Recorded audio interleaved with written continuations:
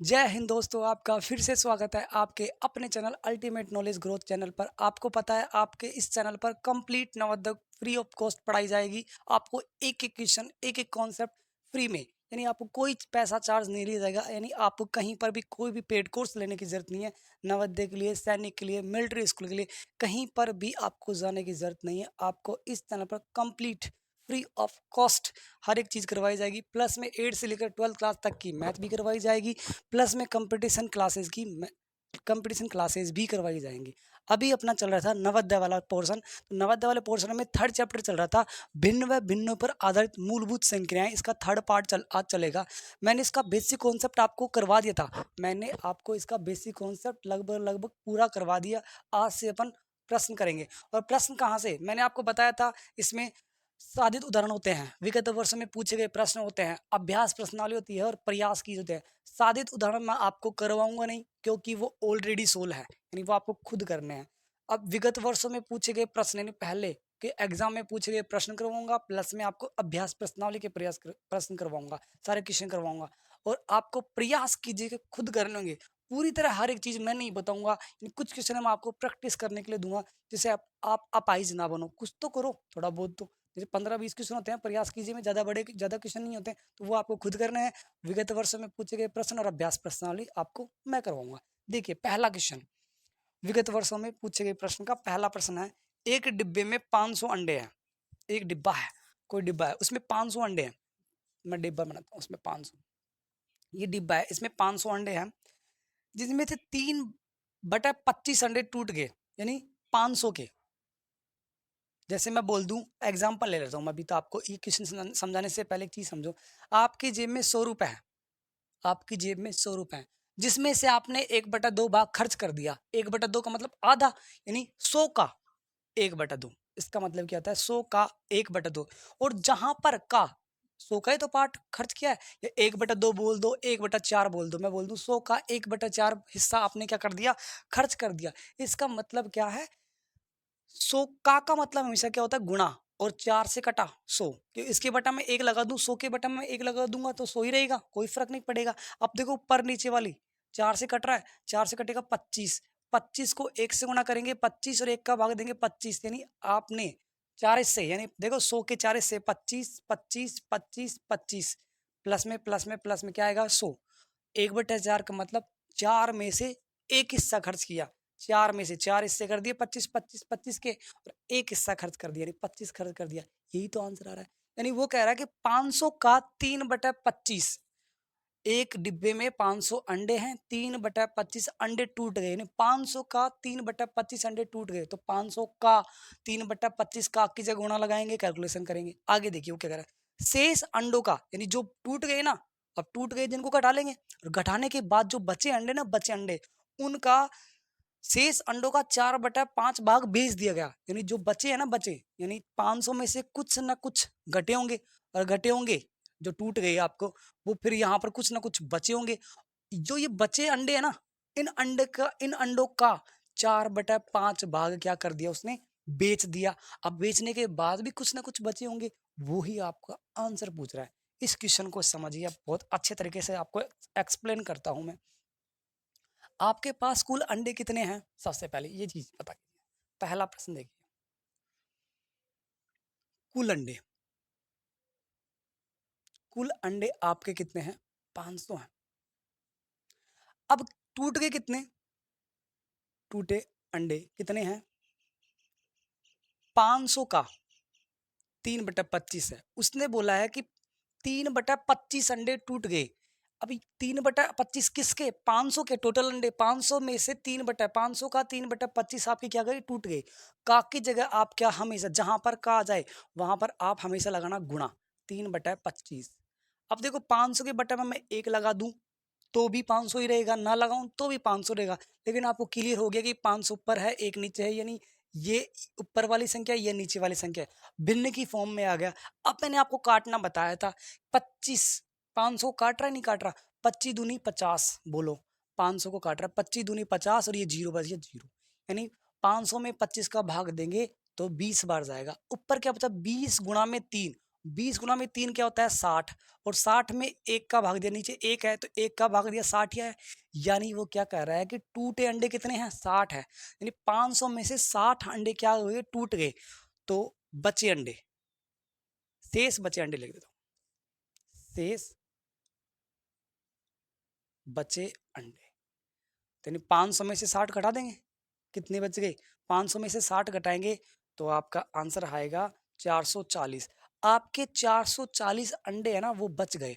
अब इस शेष बचे, इस क्वेश्चन में आगे क्या बोला है उसने, शेष अंडों का 4/5 भाग, यानी 440 का शेष यही है, 440 का 4/5 भाग उसने बेच दिया, तो यानी बेच दिया कितना, बेचा, बेचा कितना, शेष का, शेष का 4/5 भाग, यही तो बोला उसने।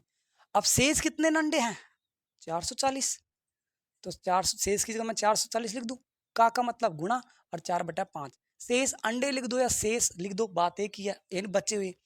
अब देखो इसके बटे में 1 लगा दूं, कोई फर्क नहीं पड़ेगा, क्योंकि बटे में एक एक का सब में भाग चला जाता है और आंसर भी वही रहता है, कोई फर्क नहीं पड़ता, तो 1 मैंने लगा दिया। अब देखो 440 में 5 का पूरा पूरा भाग जा रहा है, देखना 440 में 5 का पूरा पूरा 8 बार गया, 5 अट्ठू 40, बच गया कितना 4, फिर वापस 5 अट्ठू 40, यानी 88 बार पूरा पूरा भाग गया। अगर आपको यहाँ पर समझ में नहीं आया भाग तो आप साइड में देख के देख लेना, 440 में 5 का भाग देंगे तो 88 बार जाएगा। 88 को 4 से गुणा करता हूँ मैं, 88 को 4 से गुणा तो 8 चौक 32 और 35 352, और बटे में क्या आएगा 1, और 1 का भाग देंगे तो 352 ही रहेगा, यानी वो क्या है 500 अंडे थे, 500 अंडे में टूट गए कितने 3/25, तो 500 का 3/25 यानी 60 आया, यानी 60 अंडे टूट गए, तो शेष बचे अंडे 500 में से 60 घटा दिया 440 आ गया, और 440 का 4/5 भाग उसने क्या कर दिया बेच दिया, तो 440 का मतलब गुणा 4/5, जहां पर का आ जाए वहां पर आपको हमेशा आंख बंद कर देना और क्या लगा देना गुणा लगा देना, यानी गुणा लगा दिया और कैलकुलेशन किया तो 352, यानी बेचा कितना 352। अब बचे अंडे, यानी अंतिम रूप से, अंतिम रूप से बचे अंडे। अब एक चीज देखो 500 में से 60 टूट गए थे, ये इतने बच गए, अब 440 में से आपने कितने बेच दिए 352, तो 440 में से आपने 352 बेच दिए, तो बचे कितने, तो आप क्या कर दोगे इसको घटा दोगे, तो देखो 10 में से ये 3 हो जाएगा, ठीक है 10 में से 8, ये तीन हो जाएगा और ये 13 हो जाएगा, 13 में से 5 गया 8, 88 अंडे आपके पास बच गए, यही आपका क्या है आंसर है, उसने यही चीज पूछा है।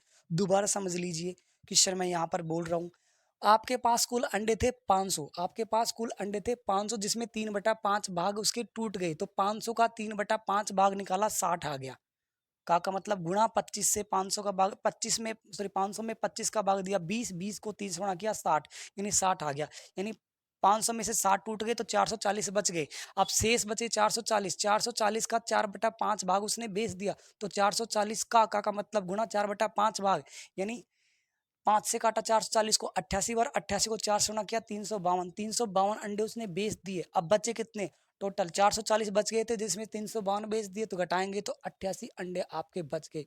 नोट कीजिए इस क्वेश्चन को।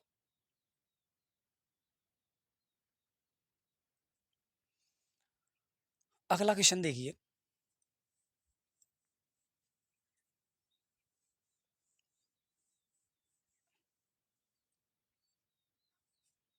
अगला क्वेश्चन क्या है आपका, दूसरा क्वेश्चन। अब मिश्र भिन्न दे रखा है इसमें, मिश्रित भिन्न या संयुक्त भिन्न, एक व्यक्ति एक दिन में 47 सही 1/2 किलोमीटर चलता है, यानी एक दिन में कुल कितना चला, कुल चला, एक व्यक्ति है जो कितना चलता है 47 सही 1/2 किलोमीटर चलता है वो, ठीक है। अब उसने ये बोला है कि किस किस से वो कितना चलता है, 47 सही 1/2 कुल चला है पूरी तरह, ठीक है, वह 29 सही 1/3 किलोमीटर स्कूटर से, स्कूटर से कितना चला, स्कूटर से चला 29 सही 1/3 किलोमीटर, उसने ये बोला है। बहुत अच्छा क्वेश्चन है, मैं आपको इजी तरीके से समझाऊंगा बिल्कुल हलवा की तरह। और साइकिल से कितना चला,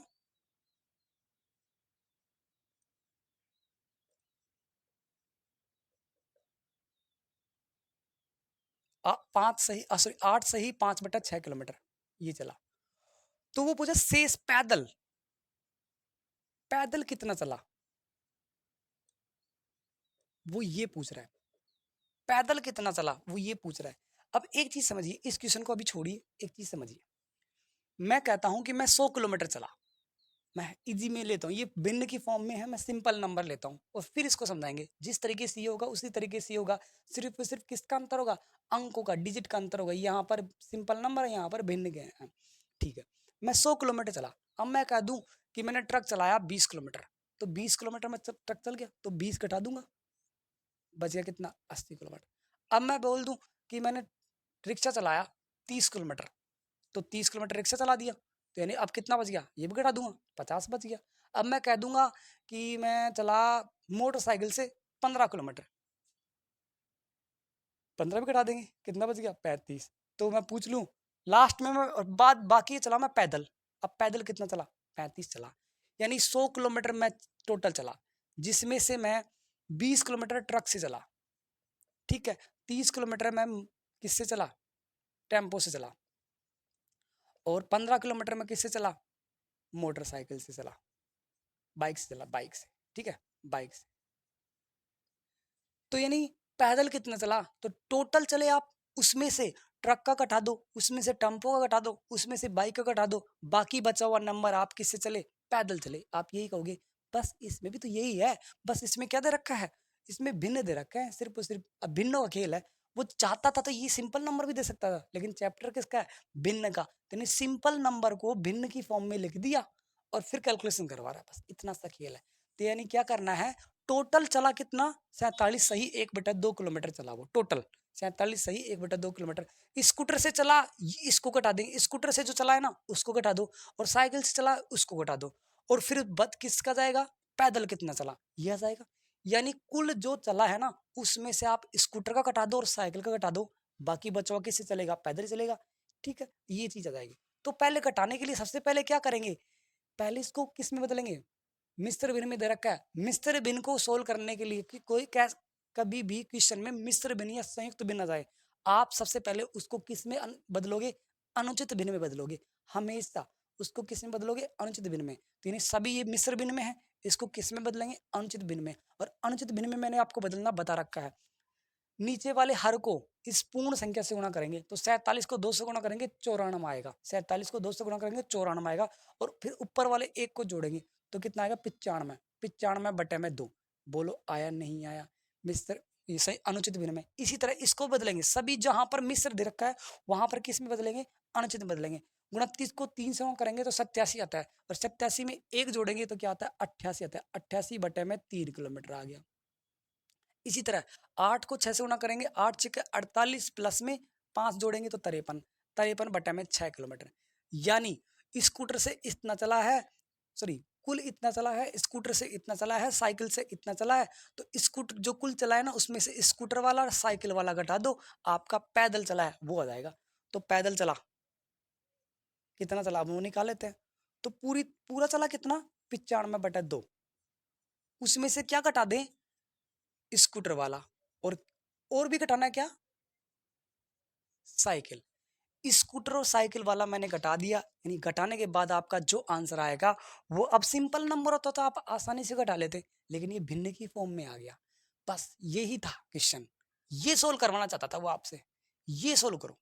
और ये मैंने आपको बता रखा है, 3 की फॉर्म में बता रखा है, अगर आ जाए तो वो क्या किस पहले किस क्या करेंगे आप, इसमें एलसीएम लेंगे, 2 3 6 का एलसीएम लेंगे, ठीक है, उसके बाद इसको सोल्व करेंगे। तो 2 3 6 का एलसीएम क्या आएगा, आपको पता है 2 3 6 का एलसीएम आएगा 6, कि ऐसा एलसीएम लो जिसमें 2 का भाग जाए, 3 का भाग जाए, 6 का भाग जाए। देखो 6 देख लो, 6 में 2 का भाग जाएगा, 3 में 3 का भाग जाएगा, और 6 का भाग जाएगा, यानी 6 में तीनों का भाग जाता है, और निकाल लेना इसमें भी 6 ही आएगा। दिखाता हूँ आपको, 2 का भाग देंगे 1 3 3, 2 का भाग गया, अब 3 का देंगे, 3 1 1 1, 2 गुणा 3 आया, 2 गुणा 3, और 2 गुणा 3 क्या है, 6, यही तो है, समझ गए। यानी एलसीएम लेंगे अपन, कितना आ गया, 6। अब एलसीएम को कैलकुलेशन करेंगे, ये मैंने आपको बता रखा है। क्या करना है, सबसे पहले इस 2 का भाग देंगे 6 में, 2 का भाग 6 में दिया कितना आया, 3, और 3 को किससे गुणा करेंगे, इसी के ऊपर से, तो 3 गुणा में 95, माइनस, यहाँ पर माइनस है तो माइनस लगा दिया। अब 3 का भाग 6 में देंगे, 3 का भाग 6 में देंगे, आया 2, और 2 को इसी के ऊपर से यानी 88 वाले 88 से गुणा कर देंगे, ठीक है, यानी जिससे भाग दिया है उसी के ऊपर वाले से गुणा कर देंगे, भाग देने के बाद जो आएगा। माइनस है, माइनस लगा दिया, ठीक है। 6 में 6 का भाग दिया 1, और 1 को 53 से इसी के ऊपर वाले से गुणा करेंगे, तो 1 को 53 से गुणा करते हैं तो 53 ही आता है। तो इसमें दिमाग लगाने की जरूरत है ही नहीं कि दिमाग 1 गुणा 53 लिखो, क्यों लिखें, 53 लिख देना, आंसर तो वही आएगा ना 53। अब इसको गुणा करो, 3 को 95 से गुणा करेंगे तो 300, ये 285 आएगा, क्या आएगा, 285, 285 बटे में, सॉरी माइनस में, 285 माइनस में 88 को 2 से गुणा करेंगे, तो 88 को 2 से गुणा करेंगे तो 176 आएगा, क्या आएगा, 176, और माइनस में 53 बटे में 6। सिर्फ मैंने गुणा किया है, इन दोनों गुणा किया ये आ गया, इन दोनों गुणा किया ये आ गया, और 53 ऐसे कैसे लिख दिया। ओके, अब देखो 285 में से मैं पहले क्या घटाऊंगा, 176, तो 285 में से मैं 176 घटाऊंगा, तो 15 में से 6 गया, 9 आया, और साथ में 0 और 1 आया, बोलो 109 आया नहीं आया, 109 माइनस में 53 बटे में 6, इसमें से मैंने इसको घटा दिया, 109 आया, ये माइनस का 53, ऐसे कैसे, अब 109 में से मैं 53 घटा दूंगा, 109 में से मैं 53 घटाऊंगा तो 9 में से 3 गया, 6 बच गया, और 10 में से 5 56 बच गया, 56 बटे में 6 आपका आंसर आया किलोमीटर। अब आपका आंसर ये नहीं दे रखा होगा, क्योंकि उसने आपका क्वेश्चन किस में दिया है, मिस्र बिन में, वो आंसर भी मिस्र बिन में पूछ रहा होगा, तो 56 में किसका भाग दे, यहां दे लेता हूं मैं साइड में, 56 में 6 का भाग देंगे तो 9 छिके 54 आ गया, 6 नाम 54, बच गया कितना, 2, तो यानी अब देखो 9, 9 तो आ गया, 2 में भाग देना है 6 का किलोमीटर। अब आपका ये भी आंसर नहीं है, आप देख सकते हो ऑप्शन के अंदर। अब सर ये नहीं है, लेकिन 9 तो आ रहा है आपका, लेकिन ये नहीं आ रहा सर, यहाँ पर 1 है, यहाँ पर 3 है, तो देखो 2 एकम 2 और 2 तिया 6, कट रहा नहीं कट रहा, यहाँ पर भी काट सकते हैं भिन्न में, यानी 9 सही 1/3 किलोमीटर, 2 से कट गए ना, 2 से दोनों कट रहे हैं, अगर कोई नंबर कट रहे हैं तो काट देना, ध्यान रखना, काटने के बाद आपका आंसर आपको दिख गया होगा, आपका ऑप्शन दिख रहा है, देख सकते हो, थर्ड ऑप्शन दोबारा समझ लीजिए। एक आदमी 47 सही 1/2 किलोमीटर चला कुल, स्कूटर से इतना चला, साइकिल से ये इतना चला, ठीक है, तो पैदल कितना चला, तो जो पूरी तरह चला है ना, उसमें से स्कूटर और साइकिल का घटा देंगे तो क्या आएगा, जो पैदल चला है वो आ जाएगा। तो स्कूटर को पहले किस में बदलेंगे, ये स्कूटर साइकिल ये कुल चला, इसको किस किस में दे रखा है, मिश्र भिन्न में, किस में बदलेंगे, अनुचित में। तो 2 को 47 से गुना करेंगे, मैंने बताया था कैसे करते हैं, 2 को 47 से गुणा करेंगे 94, 94 में एक ऊपर वाला जोड़ देंगे 95/2, इसको इससे गुणा करेंगे ये जोड़ देंगे ये आ गया, इसको इससे गुणा करेंगे ये जोड़ देंगे ये आ गया। अब देखो इसमें से इन दोनों को घटाना है, साइकिल और स्कूटर वाला घटा दिया, एलसीएम लिया, 2 3 6 का एलसीएम क्या आया, 6 आया, 6 ले लिया, 2 का भाग दिया 6 में 3, 3 को किससे गुणा किया, 95 से, 95 से, माइनस माइनस, 3 का भाग दिया 6 में 2, 2 को किससे गुणा किया 88 से, माइनस माइनस, 6 का भाग दिया 6 में 1, 1 को 53 से गुणा किया 53, इन दोनों गुणा किया ये आ गया, इन दोनों गुणा किया ये आ गया, -53 ऐसे, इसमें से ये कटा दिया ये आ गया -53, ऐसे कैसे, 109 में से 53 कटा दिया 56/6, लेकिन ये आंसर नहीं है। अब इसको भाग दे लेंगे तो 9 छिके 54, बच गया 2, 2 में अब देखो कैसे लिखेंगे, 9 तो आपका भागफल आ गया तो ये यहाँ पर लिख जाएगा, 2 में भाग देना है किसका, 6 का, 2 में भाग देना है 6 का, ये लेकिन ये भी आंसर नहीं है, क्यों, क्योंकि ये कट रहा है, कट रहा है तो काटना है उसे, ध्यान रखना, कट रहा है तो काटना है, तो 2 एकम 2 और 2 तिया 6, 1/3 ये आंसर आप नोट कर सकते हो, इसको बहुत अच्छा क्वेश्चन है।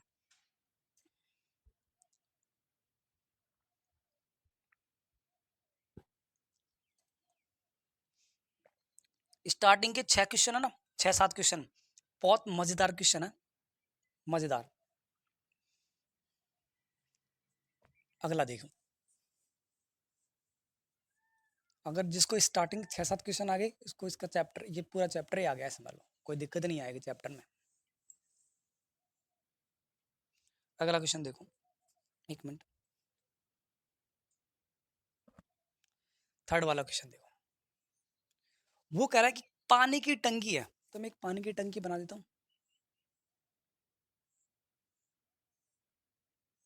बना दी पानी की टंकी, एक पानी की टंकी 2/3 भरी हुई है, 2/3, ध्यान रखना, कभी भी 2/3, 1/4, 1/3, ठीक है। 2/3, 1/4 ये हो गया। अच्छा, इसको कैसे लिखेंगे ये लिखना आना चाहिए। जो स्टार्टिंग वाला है ना उससे तो पहले, और जो बाद वाला ना उसे नीचे। स्टार्टिंग वाला पहले, बाद वाला नीचे। स्टार्टिंग वाला पहले, बाद वाला नीचे। देखो, भिन्न की फॉर्म में लिखना आना चाहिए। यानी 1/3 यानी 1/3, 2/3 2/3, 1/4 1/3, ये लिखना आना चाहिए। यानी उसने बोला कि 2/3, तो 2/3 ये रहा ना आपका। वो क्या बोल रहा है कि एक पानी की टंकी 2/3 भरी हुई है। 2/3 का मतलब उसमें 3 पार्ट है। उस टंकी के कितने पार्ट है? 3 पार्ट है। 3 पार्ट ये रहे। तो पहला पार्ट ये रहा, दूसरा ये रहा, तीसरा ये रहा। ठीक है, तो ये टंकी मैं ऐसे ना बना के आपका ऐसे बना देता हूँ जिससे आप कंफ्यूज नहीं हो। 3 पार्ट है। टंकी के 2/3 भरी हुई है। अब 2/3 का मतलब 3 में से 2 पार्ट भरे हुए हैं। तो 3 में से 2 पार्ट पानी के भरे हुए हैं, तो ये मैंने भर दिया पानी से। उसने बोला है कि टंकी 2/3 भरी हुई है। ठीक है, तो टंकी का मैंने 3 में से 2 पार्ट भर दिए। आगे क्या बोल रहा है? यदि टंकी पूरी भरने के लिए 50 लीटर और पानी चाहिए। इसमें पेन उठाने की जरूरत नहीं है आपको। इस क्वेश्चन में आपको पेन उठाने की जरूरत नहीं है। बिना पेन उठाए आपको आंसर करके बताऊंगा, फिर बाद में आपको सॉल्यूशन भी बताऊंगा मैं आपको। वो बोल रहा है कि एक पानी की टंकी 2/3, 1/3, 2/3, जो 1/4 मैंने आपको लिखना बता दिया। अब देखिए, 2/3 भरी हुई है, 3 में से 2/3 का मतलब 3 में से 2 पार्ट भरे हुए, 3 में से 2 पार्ट भरे हों। आगे वो बोल रहा है यदि टंकी पूरी भरने के लिए 50 लीटर पानी और चाहिए। अब आप एक चीज देखो, ये भरा हुआ है, ये पार्ट भरा हुआ है। ये भरने के लिए आपको 50 लीटर पानी और चाहिए, यानी इसमें 50 लीटर पानी चाहिए, 50 लीटर। अब इसको भरने के लिए 50 लीटर पानी चाहिए, तो श्योर है ये भरा हुआ है तो इसमें भी 50 लीटर ही होगा ना। जब इसको भरने के लिए 50 चाहिए तो, और ये बराबर है, ध्यान रखना। ऐसे नहीं कि ये बड़ा है ये छोटा है, ये बराबर है। क्वेश्चन में बराबर नहीं बोला है तो बराबर ही है, वो ध्यान रखना। अगर बराबर नहीं है तो बोलेगा ये असमान है, लेकिन अगर क्वेश्चन में कुछ नहीं बोला तो बराबर मान के चलना है आपको। तो ये भी बराबर है, ये बराबर है, ये भी बराबर है। ठीक है, इसको भरने के लिए 50 चाहिए तो ये भी 50 चाहिए, ये भरा हुआ है, और इसको 50 चाहिए। ठीक है, ये चीज तो आपको समझ में आ गई, यानी इसको भरने के लिए 50 चाहिए। आगे क्या बोल रहा है? तो पानी की, तो टंकी की पूरी क्षमता क्या है, यानी उस टंकी में कुल कितना पानी भर सकते हैं। अरे, आपको 3 पार्ट दे रखे हैं, 3 पार्ट में से 2 पार्ट आपके भरे हुए हैं, 1 पार्ट खाली है। 1 पार्ट भरने के लिए आपको 50 लीटर चाहिए, तो पूरा टंकी में कितना पानी भर सकता है? एक में 50 भर सकते हैं, तो 3 खानों में 150 भर सकते हैं। तो 50 प्लस में 50 प्लस में 50, आपका 150 लीटर आपका आंसर आ गया। पैन उठाने की भी जरूरत नहीं थी। बोलो, अगला देखिए। अब इसको करते कैसे हैं? ये टंकी है, मेरे हिसाब से तो बिना कैलकुलेशन ही ठीक रहेगा। इसमें कैलकुलेशन करने की, यानी कुछ क्वेश्चन ऐसे होते हैं जो बिना कैलकुलेशन ही ठीक रहते हैं। तो मैं दोबारा समझा देता हूँ, इसकी कैलकुलेशन नहीं करवाता हूँ क्योंकि बहुत अच्छा क्वेश्चन है।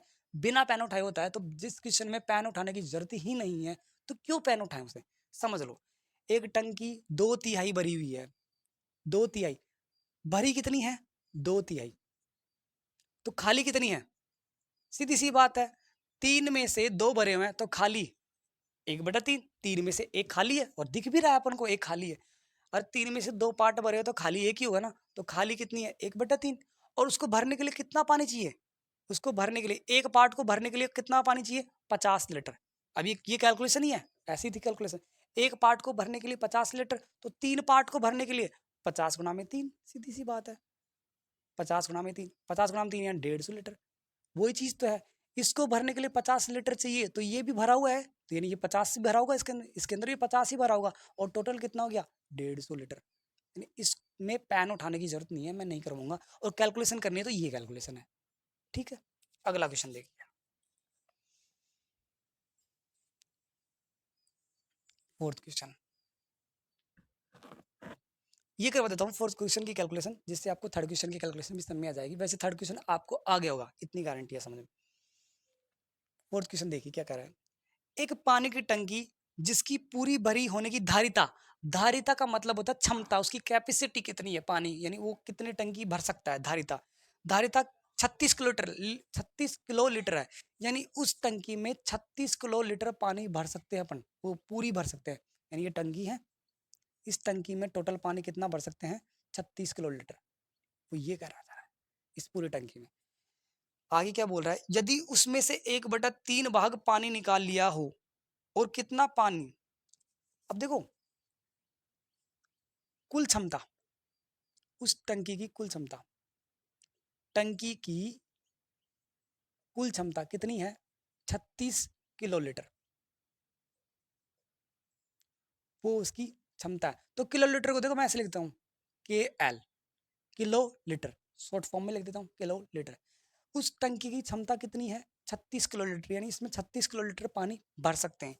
आगे क्या बोल रहा है वो, और आधी भरी है, उसने बोला कि आधी भरी है। अब सीधी सी बात है, पूरी 36 किलोमीटर, जैसे मैं बोल दूं मेरी जेब में 100 रुपये आ सकते हैं, और मेरी जेब पूरी 100 रुपये से भर सकती है, 100 रुपये के चिल्लर से भर सकती है, और मेरी जेब आधी भरी है। तो आप कहोगे सर आपके पास 50 रुपये है, ये कहोगे। मेरी जेब में 100 रुपये आ सकते हैं चिल्लर के, और मैं बोल दूं, मतलब अगर मेरी जेब को भरना है ना तो 100 रुपये के चिल्लर में पूरी भर जाएगी, लेकिन मेरी जेब आधी भरी है, यानी आपके पास 50 रुपये। मैं कहता हूँ कि मेरा पेट 2 किलो खाना खा सकता है, या 2 किलो कुछ भी, मैं बोल दूँ मैं 2 किलो सेव खा सकता हूँ, लेकिन मेरा पेट आधा भरा है, यानी मैंने 1 किलो सेव खाया है। यही मतलब, इसी तरह टंकी 36 लीटर भरी हुई, 36 लीटर में भर सकती है, लेकिन आधी भरी है, यानी उसमें कितना पानी भरा है, टंकी में पानी कितना भरा है, आधा। टंकी में पानी भरा है आधा, यानी 36 का आधा क्या होता है, 36 का आधा, किसी का भी आधा निकालना हो तो 2 का भाग दे देना, 18 लीटर।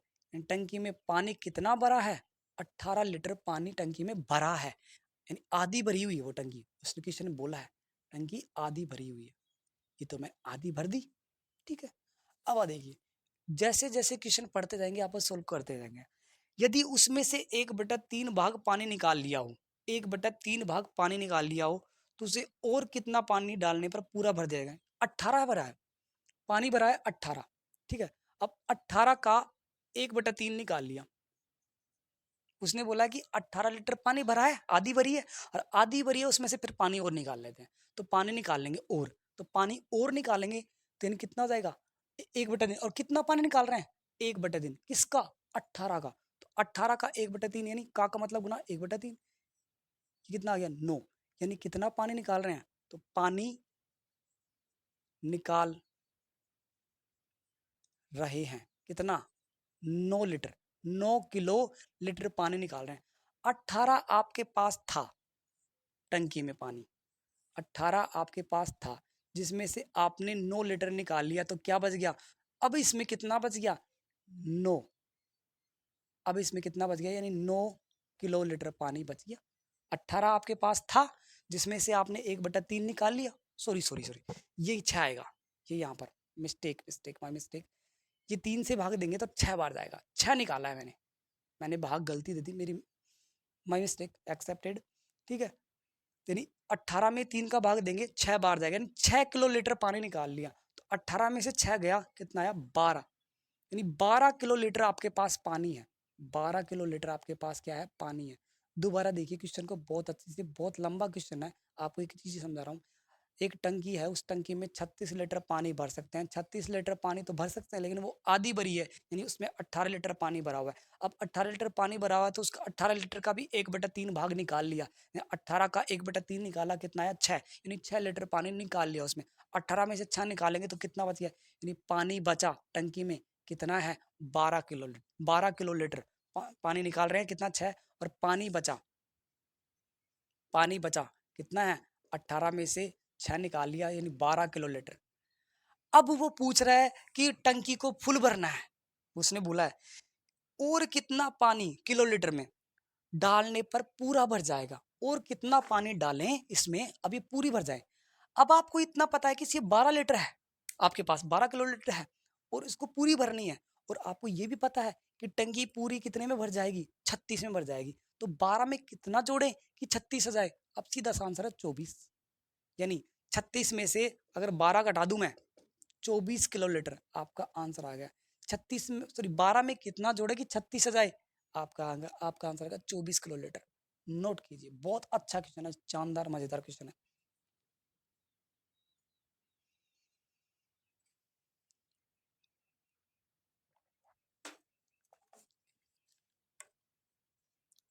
अगला क्वेश्चन देखिए, ऐसे ही क्वेश्चन आएंगे।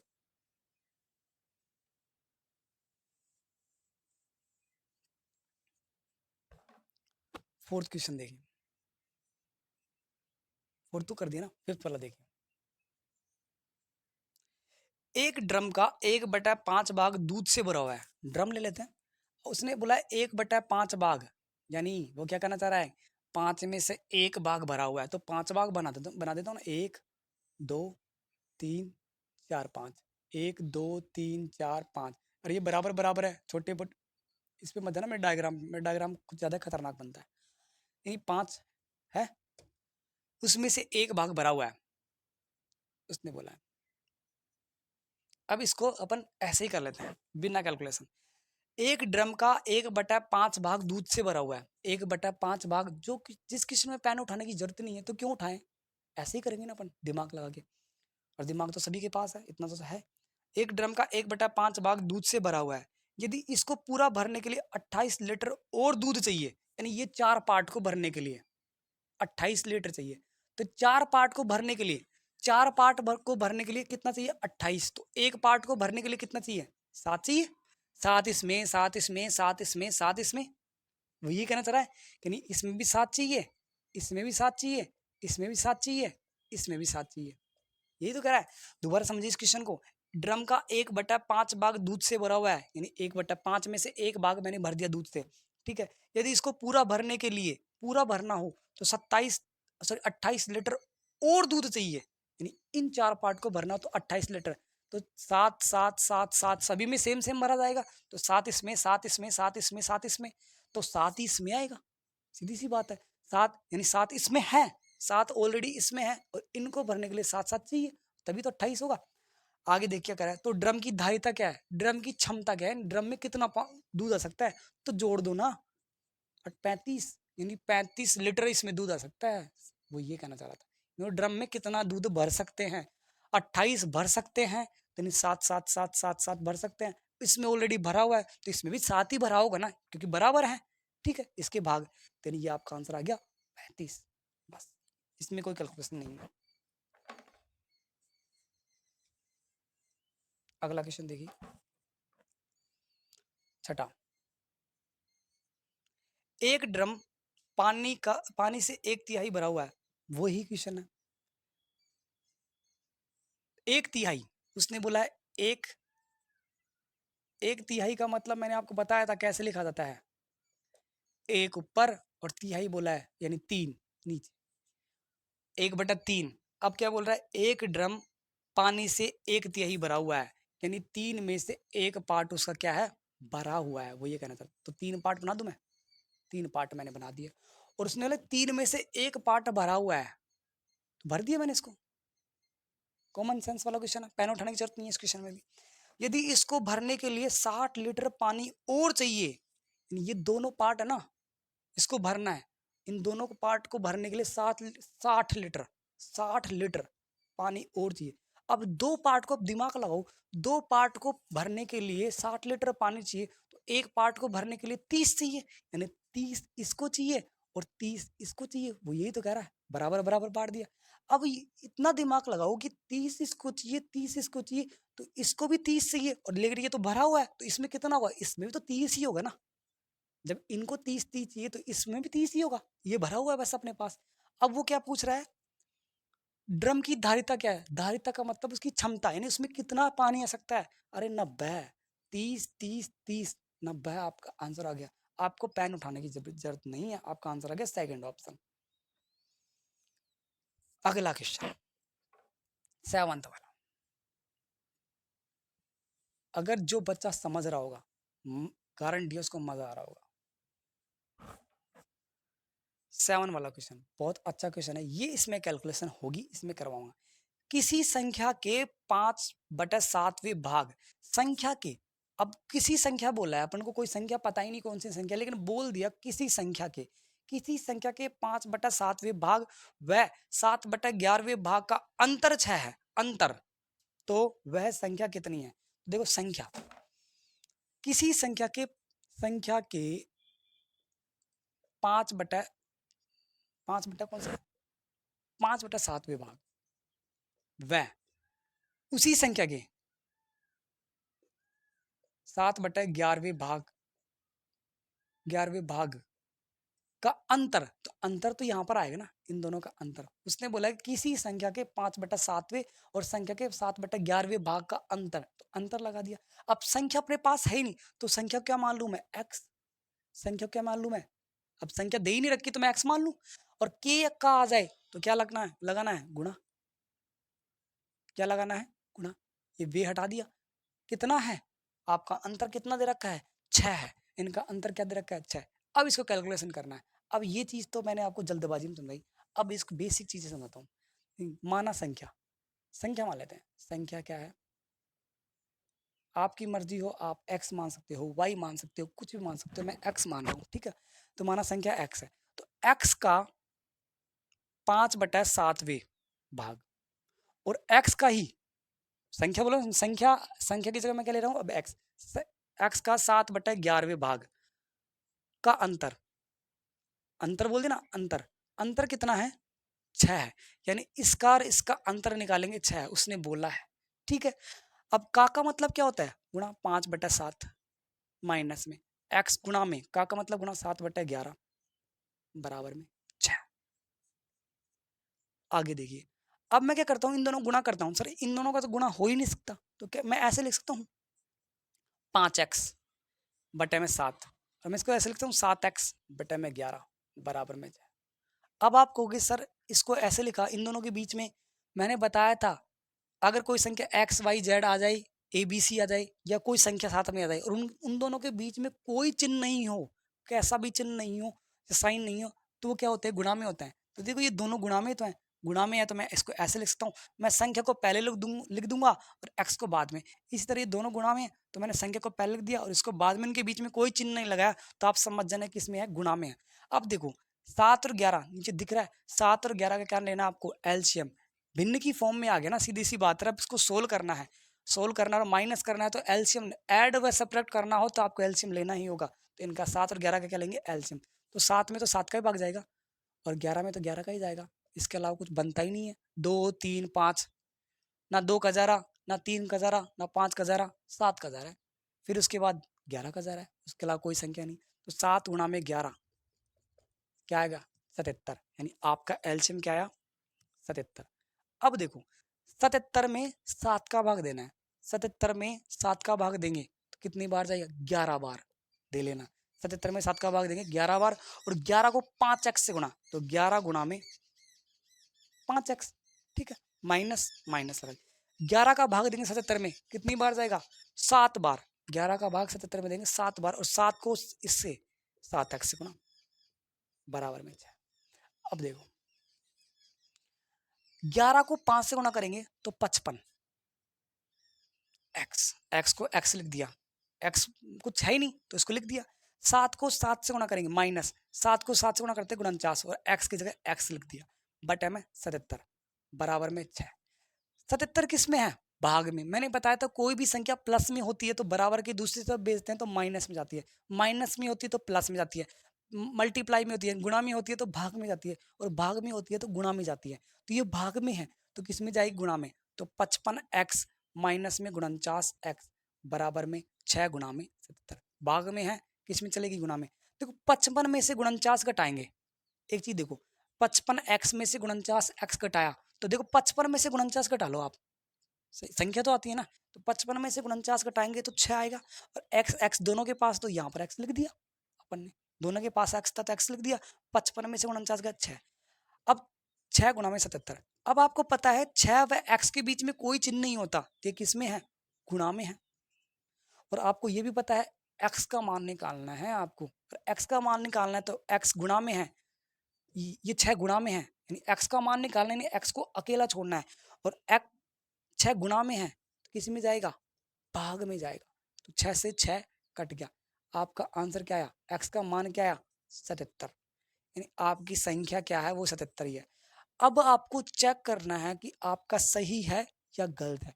दोबारा समझिए इस क्वेश्चन को, मैं आपको वेरीफाई करवाऊंगा कि मेरा आंसर सही है। दो संख्या, कोई भी संख्या दे रखी थी, उसमें बोला था किसी संख्या के 5/7वें भाग और उसी संख्या के 7/11वें भाग का अंतर 6 है। यानी उस संख्या मैंने क्या मान लिया x, तो x का इधर देख दो, x का 5/7वां भाग और x का 7/11 भाग का अंतर कितना है, 6 है, बराबर में 6 लिख दिया। ठीक है, तो काके को जगह गुणा लिख दिया, 5 को मैंने पहले लिख दिया और x को मैंने बाद में लिख दिया, 7 को मैंने पहले लिख दिया, x को मैंने बाद में लिख दिया। इन दोनों के बीच में कोई चिन्ह नहीं लगाया क्योंकि गुणा में है, तो लगाएं तो भी ठीक है, नहीं लगाएं तो भी ठीक है। 7 और 11 का एलसीएम 77 आया, 7 का भाग दिया 77 में 11, 11 को 5 से गुणा किया, 5x से गुणा किया, माइनस माइनस 11 का भाग दिया 77 में 7, 7 को 7x से गुणा किया, ये आ गया। ठीक है, इसको इससे गुणा किया 55, इसको इससे गुणा किया 49x, इस 77 भाग में है, गुणा में चला गया। ठीक है, 55x में से 49x घटाया तो 6x आ गया, 6 गुणा में है, भाग में चला गया, आपका आंसर आ गया। नोट कीजिए 77। अब मैं इसे प्रूव करता हूं कि आपका आंसर सही है या गलत है।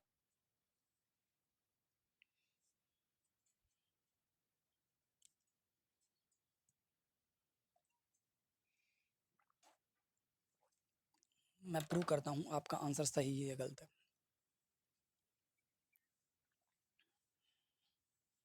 आपका आंसर आया है 77। उस क्वेश्चन में क्या बोला है, संख्या के 77 के 5/7वें भाग और संख्या 77। अब संख्या की जगह मैं x नहीं लूंगा, 77 लूंगा क्योंकि आपका आंसर 77 आ गया।